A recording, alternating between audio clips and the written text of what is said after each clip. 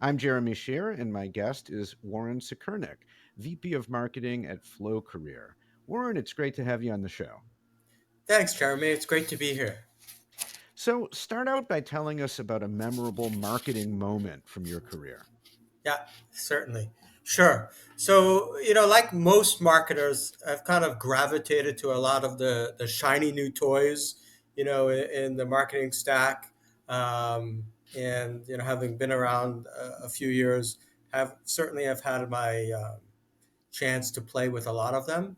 But several years ago, I really got hooked on the power of social media when it really first came out as a way of really building an audience of like minded people or customers and fans and being able to engage really directly with them.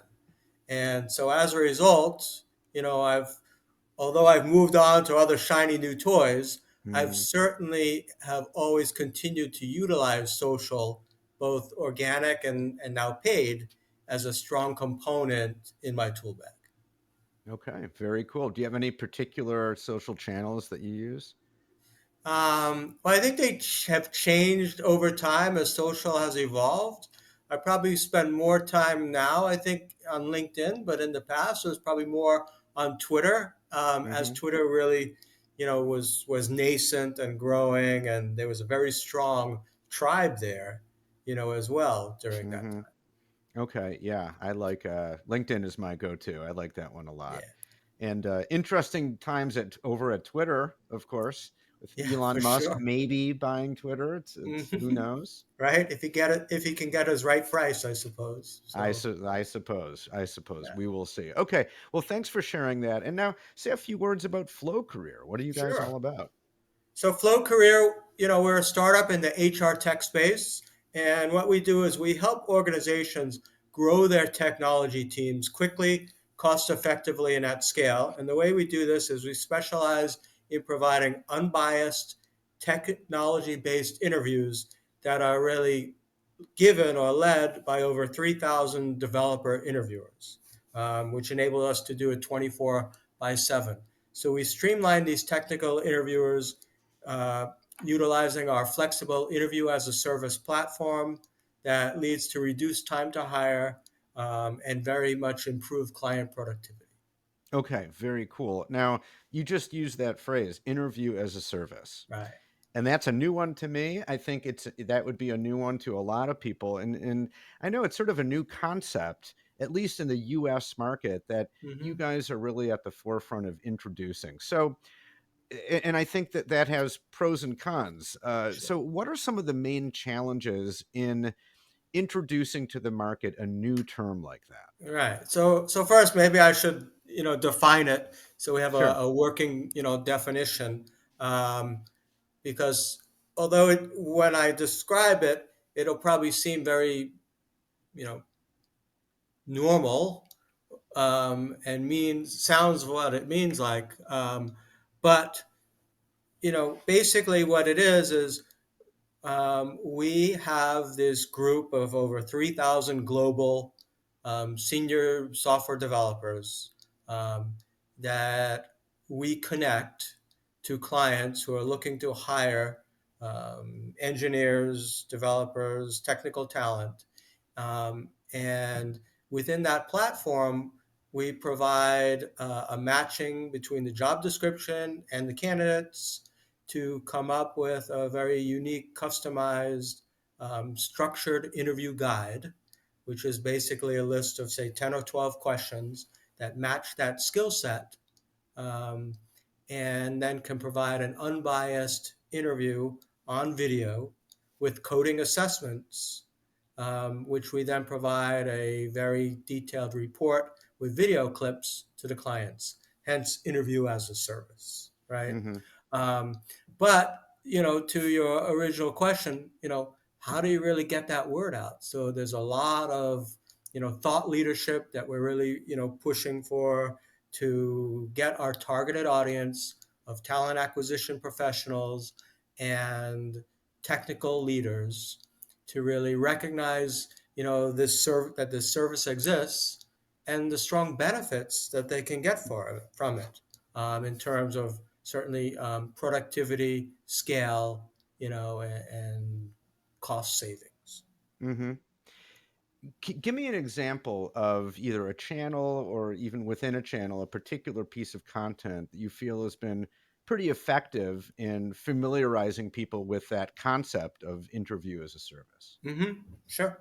So, as I mentioned, we have about 50,000 or so different interview questions on the technical side, whether they're, you know, basic questions or very advanced or coding demonstrations. And within those questions, we have measured how often they've been given, what the average rating or score is. So it's a pretty effective tool. So one of the pieces of content that we've used, quite successfully is sharing some of our older retired questions, right, as a means of demonstrating our prowess, and credibility, but also, it's almost a fun contest for technical people in terms of, you know, playing stump the band, so to Mm. speak, right? Hmm. Hmm. And how do you share those questions? How do you get them out there so people see them? So we got them out there, various, channels, probably where that audience is. So probably not a general. We don't really use a general social platform like LinkedIn or Twitter, but something like Stacked Overflow Hmm. or GitHub or Reddit um, has some really good dialogue and engagement there. Hmm. Okay, very good. Now, you're reaching out primarily to HR professionals, talent acquisition professionals, folks Hmm. like that, right? Yeah, Folks who, in the normal course of things, they're doing a lot of the interviewing, right? yeah, That's part of what they do. So I would imagine if they hear from a service like yours or from a platform like yours to say, oh well, we provide interviewing as a service. In other words, we'll do it for you. People could feel a little bit threatened, like, whoa, that's what I do. You want to take over my role? So how do you address that concern? Well, first, I guess, is it a concern? Have you right. encountered that? And if so, Sure. how do you address that? So, I think initially it could be a concern. Oh, they're outsourcing my job, Yeah. to someone or whatever. But if you look at the current environment in which we're in, right? There's really a war for talent today, particularly technical talent, right? There are more jobs available than available workers, and the poor talent acquisition professionals are really stressed. They're under pressure to find people to then interview them and really fill these slots. And it's quite challenging and difficult work. So we make that easier for them and make them more productive because that first level interview, we perform for them, based on their job description, their spec, and really provide them with some very strong candidates, that they can then present to their stakeholders and pick it up from there. And then, furthermore, um, because we can do it with these global experts 24 by 7, we give them a really strong competitive advantage in that if they send over a resume to us, we can have an interview set up within an hour or two, really forming a great first impression on the candidate and getting them that first mover, if you will, first place position for the candidate that hopefully results, in a quick hire. Mhm.